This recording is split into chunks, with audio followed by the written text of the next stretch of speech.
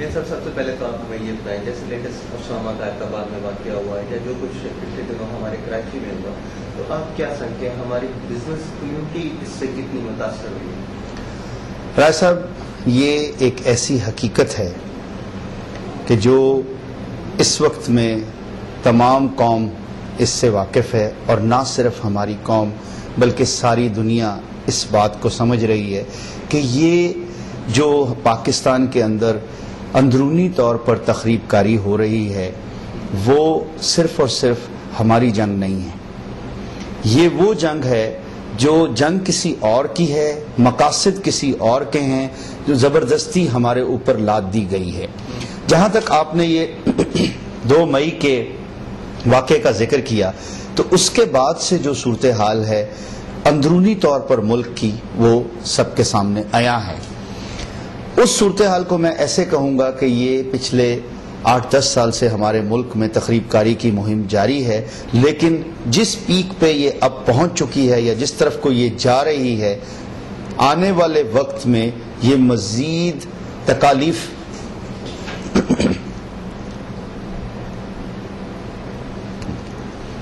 آنے والے وقت میں یہ مزید تکلیفیں پیدا کرے گی،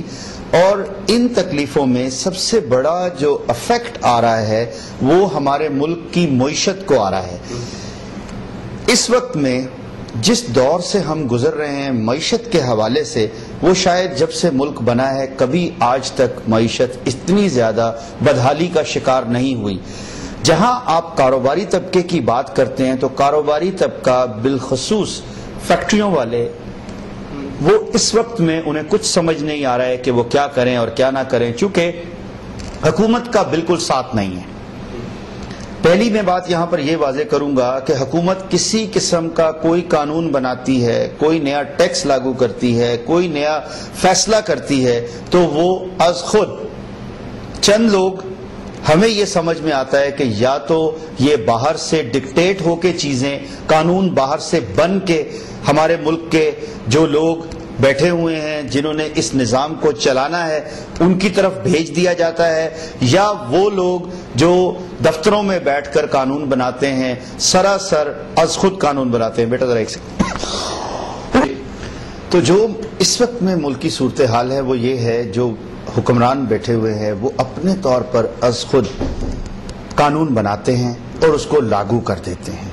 جن لوگوں کے اوپر وہ قانون لاگو ہوتا ہے ان سے قطعاً نہ مشورہ کیا جاتا ہے، نہ پوچھا جاتا ہے،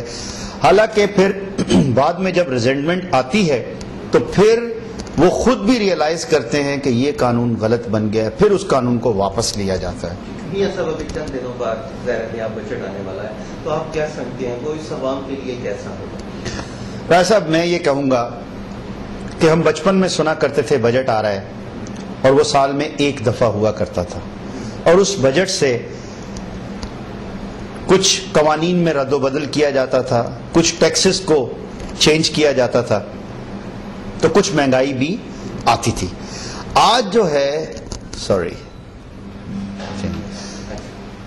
جو ہے وہ بجٹ ہر ماہ، بلکہ بسا اوقات مہینے میں 2 مرتبہ بھی بجٹ آتا ہے۔ سو یہ بجٹ کے حوالے سے آپ بات مت کریں، کیونکہ یہ جو بجٹ آئے گا اس میں صدر مملکت صاحب نے یہ فرمایا، پرائم منسٹر صاحب نے ان کی بات کو تصدیق کیا، جو ہمارے فائنانس منسٹر صاحب ہیں وہ ہر فورم پہ بیٹھ کر یہ کہتے ہیں کہ آنے والے بجٹ میں کسی قسم کی کوئی نئی چیز نہیں ہوگی، لیکن حقیقت اس کے برعکس ہے۔ ابھی آپ کل دیکھیے، بجلی کی قیمت بڑھ چکی ہے، گیس کی قیمت بڑھ چکی ہے۔ اس کا مطلب یہ ہوا کہ آنے والے دور میں کچھ بھی ہو جائے وہ بجٹ کے علاوہ بھی کیا جا سکتا ہے۔ سو بجٹ تو یہاں عوام کو مہینے میں 2 مرتبہ دیکھنا پڑ رہا ہے۔ کہنے کو یہ ضرور کہا جا رہا ہے کہ اس بجٹ میں نئے ٹیکسز نہیں آئیں گے، لیکن جب سارا سال قیمتیں بڑھتی رہی ہیں، ٹیکسز لگتے رہے ہیں، رد و بدل ہوتے رہے ہیں، تو آپ بجٹ سے کیا ایکسپیکٹ کریں گے؟ دوسری بات، جب ہم بات کرتے ہیں آنے والے ان چیزوں کی اور اس مہنگائی کی، تو اس مہنگائی سے سراسر جو بوجھ پیدا ہوتا ہے، جو تکلیف بنتی ہے، وہ بنتی ہے غریب عوام کے لیے۔ کہنے کو تو یہ حکومت عوام کی حکومت ہے، لیکن دیکھا یہ گیا ہے کہ پچھلے 3 سال میں بجلی کی قیمت 100% بڑھ چکی ہے، گیس کی قیمت 2 گنا ہو چکی ہے، ہر کھانے پینے کی چیز وہ ڈبل سے زیادہ قیمت تک پہنچ چکی ہے۔ اس کے باوجود یہ کہا جا رہا ہے کہ یہ عوام دوست لوگ ہیں جو صرف اور صرف عوام کا خیال کرتے ہیں، تو کیا اس کو خیال کرنا کہیں گے کہ جس میں قوت خرید ہر شخص کی کم سے کم ہوتی جا رہی ہے، لوگوں کے کچن کے ایکسپنسز پورے نہیں ہو رہے ہیں؟ اور یہاں ایک چیز میں اور کہوں گا کہ جو اس حوالے سے ہے، جو موجودہ وقت کے حالات چل رہے ہیں کہ بجلی اویلیبل نہیں ہے، گیس اویلیبل نہیں ہے، فیکٹریاں بند ہو رہی ہیں، اس وقت ہمارے ملک میں 1800 کے قریب یونٹ بند پڑے ہوئے ہیں، مختلف طرح کی صنعتیں جو ہیں وہ بند پڑی ہوئی ہیں، اور ابھی ہم نے کیلکولیٹ کروایا ہے 80,000 سے زیادہ لوگ جو ہیں وہ پچھلے 1 سال میں بے روزگار ہوئے ہیں۔ اب بتائیے، جب نئے آنے والے لوگ، دوسری طرف اگر ہم اپنی قوم کو دیکھتے ہیں تو 60% سے زیادہ جو ہماری آبادی ہے وہ اس ایج کے لوگوں پہ منحصر ہے جن کی عمر 30 سال کے نیچے ہے، تو ہم میں 30 سال سے کم عمر کے لوگ جو ہیں وہ 60% سے زیادہ ہیں۔ ان کے لیے جو نئے بچے اب پڑھ کر آ رہے ہیں، کوئی جاب اپرچونٹیز نہیں ہیں، تو اس سے جو لوگ جاب کے اوپر تھے ان کی جابز کم سے کم ہو رہی ہیں، وہ بے روزگار ہو رہے ہیں، نئے لوگوں کو جاب نہیں مل رہی ہے، تو ہم کیا ایکسپیکٹ کریں گے کہ ملک میں افراتفری کا عالم ہر طرف سے بڑھ رہا ہے۔ تو میں یہ چاہوں گا یہاں پر اوور آل اپنی قوم سے، اپنے لوگوں سے یہ کہنا کہ ہمیں یہاں پر متحد ہونے کی ضرورت ہے، قومی یکجہتی کی ضرورت ہے۔ ہمیں یہ سوچنا چاہیے ہمارا ملک جو بنا وہ کن بنیادوں پر بنا تھا۔ قائد اعظم نے کیا فرمایا، علامہ اقبال کی جو سوچ تھی ملک بناتے ہوئے وہ کیا تھی؟ وہ یہ آج جو ملک میں ہو رہا ہے قطعاً وہ یہ نہیں چاہتے تھے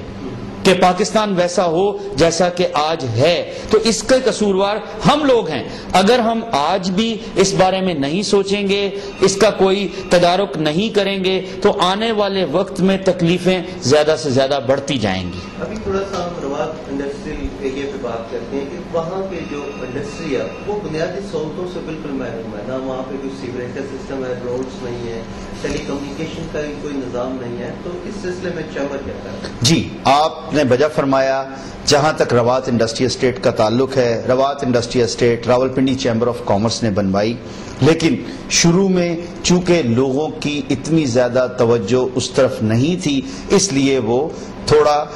یہ کہیے کہ پرابلم میں رہی، اور بٹ ابھی وہاں پر ایک نیا board of governance management board تشکیل دے دیا گیا ہے۔ کل بھی ان کی ایک میٹنگ ہوئی ہے، اب ان کی ماہانہ میٹنگ ہوا کرے گی۔ میں امید کرتا ہوں آنے والے دنوں میں انشاءاللہ وہاں کے تمام مسائل حل ہو جائیں گے۔ میاں صاحب، ہمارے یہاں ایسی کیوں ہی ہم ایسی پالیسی بناتے ہیں، ایسے لوگوں کو اکٹھا کرتے ہیں کہ اگر ہم بیرونی امداد نہیں لیتے تو ہم اپنے وسائل سے اپنے ملک کو چلا سکتے؟ رائے صاحب، یہ میں بات اس طریقے سے کہوں گا کہ یہ 2 ڈفرینٹ ورژنز ہیں۔ امداد لینا کوئی بری بات نہیں ہے، امداد کا استعمال ٹھیک ہونا چاہیے۔ اگر میں قرضہ لوں صرف اور صرف اپنے اخراجات کو میٹ کرنے کے لیے تو میں ساری زندگی قرضوں پہ ہی چلتا رہوں گا، جو ہمارے ملک کے ساتھ اس وقت میں ہو رہا ہے۔ ویئر ایز اگر ہم قرضہ لیتے ہیں اور اس کو پراپرلی انویسٹ کرتے ہیں جہاں پر اس کی ضرورت ہے، تو اس انویسٹمنٹ سے ہمیں اپرچونٹی ملے گی،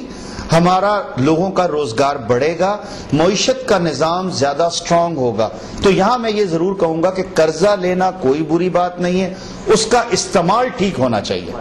آخر میں آپ کیا میسج دینا چاہیں گے؟ میں جی اوور آل جو میسج ہے ان حالات میں، جیسا کہ میں نے پہلے کہا کہ وہ یہ کہوں گا کہ پوری قوم کو یکجہتی سے چلنا چاہیے، متحد ہو کر چلنا چاہیے، اور نوجوانوں کے لیے بالخصوص کہ وہ آگے آئیں، آ کر اپنا رول پلے کریں۔ ہماری اس وقت پوری قوم کی یہ ضرورت ہے کہ جو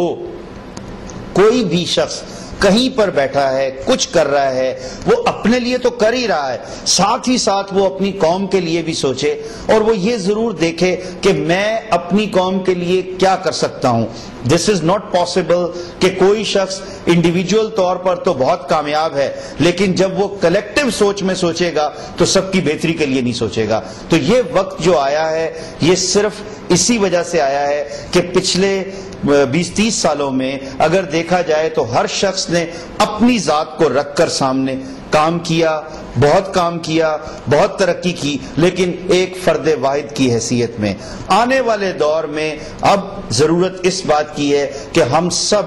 اپنا کنٹریبیوشن اپنی قوم کے لیے، آنے والے دور کے لیے، آنے والے بچوں کے بہتری کے لیے ہم وہاں پر اپنا کنٹریبیوشن ضرور کریں. Thank you very much. اللہ حافظ. السلام علیکم.